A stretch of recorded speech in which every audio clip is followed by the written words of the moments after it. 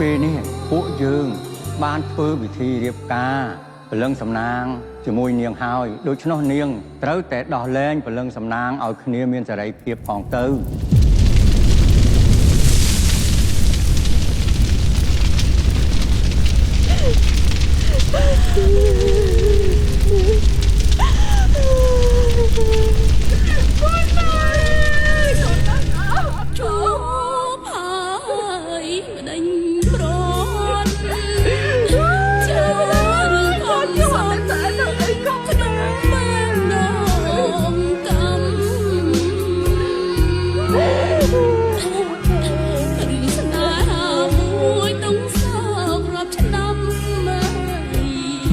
អាត្មាដូចជាអត់តន់ឃើញញោមសំណាងមកដល់ទីនេះទេ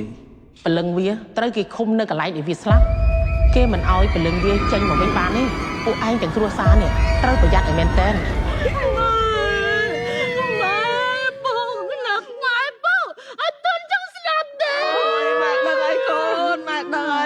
កូនខ្លាំងណាស់ដឹកអើសំណាងអើយសំណាងកូនមិនបានជាឯងបន្លំខ្លួនធ្វើជាអាណា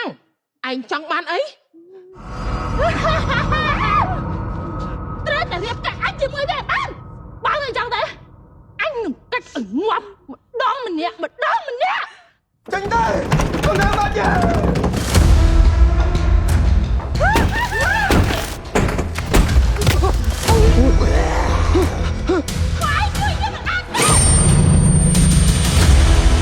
ឯងពុំមានពួកគេនៅទីនេះធ្វើស្អី